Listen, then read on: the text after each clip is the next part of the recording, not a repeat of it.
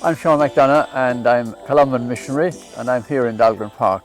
One very important aspect of the Christian life, of course, is our celebrations and our worship. We all know, for example, the period of Christmas when we celebrate the birth of Christ. We also know, for example, before Lent, there's 6 weeks of Lent, and also the season of Easter. Now there's a new season in the liturgical world for all of the Christian churches.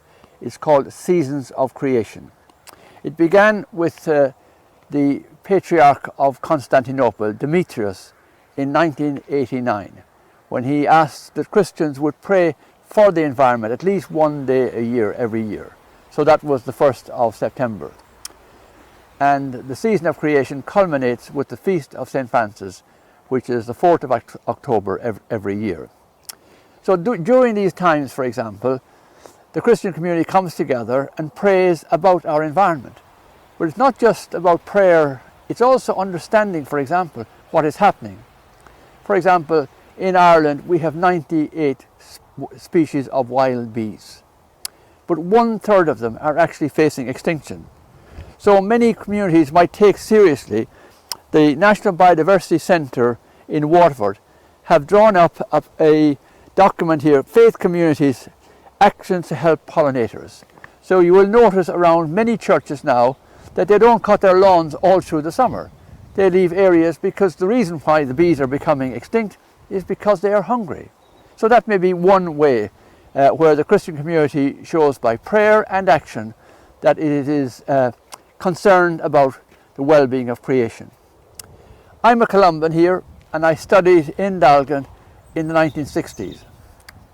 And at that time, we had exams during May, and many nights you could hardly sleep because the corncrakes were crying in the fields. The reality is that a new method of agriculture came in the 1970s using silage that was not helpful for the corncrake because it was a ground nesting bird. There are many other ground nesting birds like the curlew who are also facing extinction in Ireland. So maybe again a Christian community might decide what we might do so that these birds do not become extinct. Because Pope Francis tells us in Laudato Si, this is something we should not do. That through human technology we should not create situations which cause other creatures to become extinct. Other communities might look, for example, at rivers. They're running through their towns, or lakes like Loch Derg, close to my home place in North Tipperary. Other communities might look at, for example, what's happening to the oceans, and how make decisions that they would not use single-use plastic, because most of those are ending up in the sea.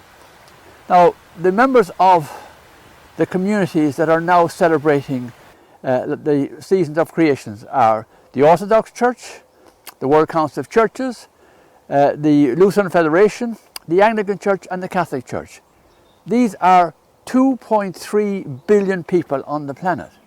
So if they were focused every year during September on praying about the planet and doing very important things to protect the planet, that would be a huge voice to the politicians and to the economists saying these Christians are concerned about creation. But we must get this message out, a message on Laudato Si and also the message on the Seasons of Creation. Just last week, in August 2020, I was talking to a farmer in County Wicklow, a young farmer who was interested in going organic on his farm. And he was trying to get any way that might help him to do that. But when I asked him, had he ever heard of Laudato Si, or had he ever heard of the Season of Creation, he said he hadn't. So here's a real challenge to us. Christians now must live their lives based on the understanding in Laudato Si of helping our neighbour, but also living in a sustainable way. And that way we will be living for the life of the world, which is basically what the Christian message is supposed to do. Helping the poor of the world, helping those who are unjustly treated, and also protecting our environment.